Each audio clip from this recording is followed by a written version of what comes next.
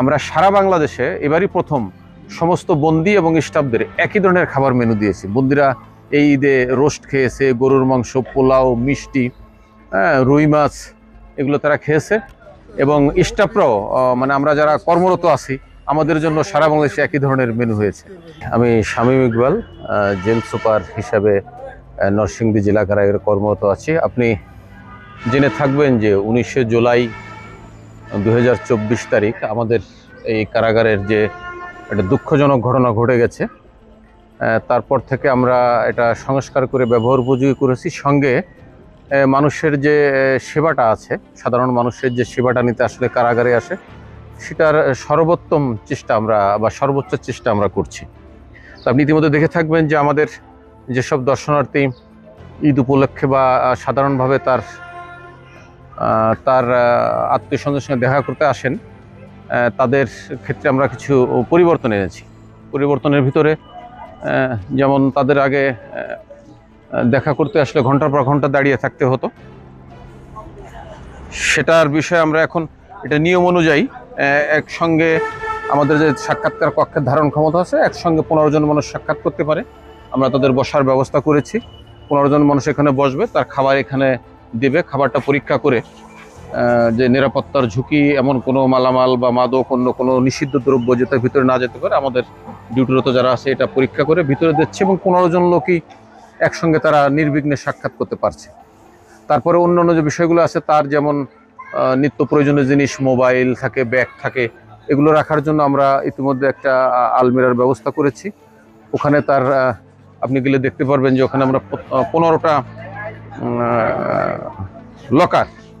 Locker system করেছি। সে 15 জন, যারা 15 জন লোক একসঙ্গে সাক্ষাৎ করবে, তাদের লকারে এখানে তাদের মালামাল রাখতে পারবে এবং সেখানে তার একটা টোকেন থাকবে। টোকেনে সে ওটা নিয়ে যাবে, আসার পর আবার এখান থেকে তার এই যে মালটা আছে, এখান থেকে সে আছে জমা আছে, এখানে সে রাখতে পারবে তার মালামালগুলো। টোকেন সিস্টেম আছে যে আপনি যেমন আপনার লকারে 5 নম্বর লকারে আপনার মালটা থাকবে, যাওয়ার সময় আপনি আপনার টোকেনটা জমা দিয়ে আবার মালামাল নিয়ে যেতে পারবেন। বাকি বিষয়গুলো আমরা শুধু ফোকাস করছি না, মানুষ যাতে এখানে এসে হয়রানি না হয়, সেবাটা পায়, সে বিষয়ে আমরা সর্বোচ্চ গুরুত্ব দিয়ে থাকি। আর যে বিষয়গুলো আপনি ইতিমধ্যে জেনে থাকবেন যে ভিতরে আমাদের তো একেবারে পরিত্যক্ত ছিল এটা, তার থেকে আমাদের ক্যান্টিন সেবাটা এখানে আমরা চালু করছি। ক্যান্টিনের বিষয়টা এখান থেকে তার প্রয়োজনীয় জিনিসপত্র তারা কিনে তার আত্মীয় স্বজনকে দিতে পারে। আর অন্যান্য বিষয়গুলো আমাদের যেগুলো আছে আমাদের আইন কানুনে, এবং সেগুলো আমরা সর্বোচ্চ নিশ্চিত করছি দর্শনার্থীদের জন্য। কলোনিয়াল অবস্থা যখন দেশে ছিল, সেই সময় একটা মানসিক চিন্তা চেতনা মানুষ যে জেল অর্থ হচ্ছে একটা শাস্তিমূলক জায়গা, কিন্তু স্বাধীন বাংলাদেশে আসলে এর কোনো অস্তিত্ব নাই।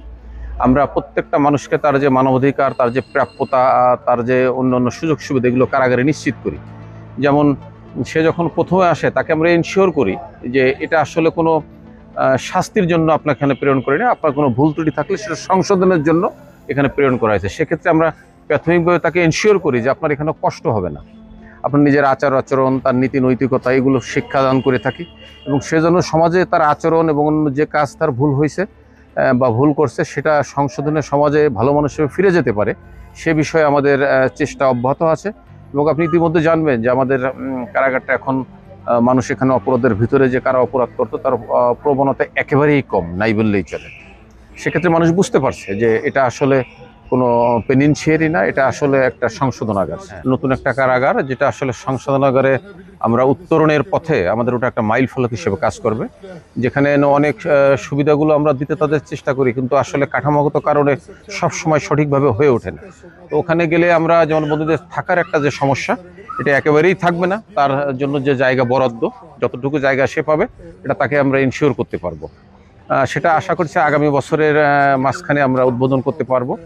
আর যে বন্দিগুলো এখান থেকে পালিয়েছিল আর কি, তার ভিতর থেকে আমরা অনেক বন্দি অ্যারেস্ট হয়েছে, আইন শৃঙ্খলা বাহিনী অনেকগুলো অ্যারেস্ট করেছেন। আর কিছু বন্দি এখনও তারা সারেন্ডারও করেনি, অ্যারেস্টের প্রক্রিয়া অব্যাহত আছে। আইন শৃঙ্খলা বাহিনী তাদের গ্রেফতারের চেষ্টা চালিয়ে যাচ্ছে, অচিরেই তারা গ্রেফতার হবে ইনশাআল্লাহ। এটাকে আপনি এক কথা এখন বলতে পারেন যে আমরা সংশোধনাগারের মাঝখানে চলে আসছি। ওই কারাগারটায় গেলে আমরা এটাকে পূর্ণাঙ্গ সংশোধনাগার বলতে পারবেন।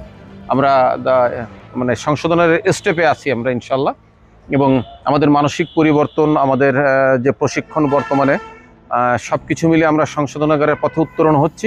ওই কারাগারটায় গেলেই আমরা একেবারে পূর্ণাঙ্গ সংশোধনাগার হিসাবে এটাকে ঘোষণা করতে পারবো। আমাদের বর্তমান যে কারা মহাপরিদর্শক মহোদয়, উনি অত্যন্ত মানবিক, দয়াশীল এবং একজন শক্তিশালী মনের মানুষ।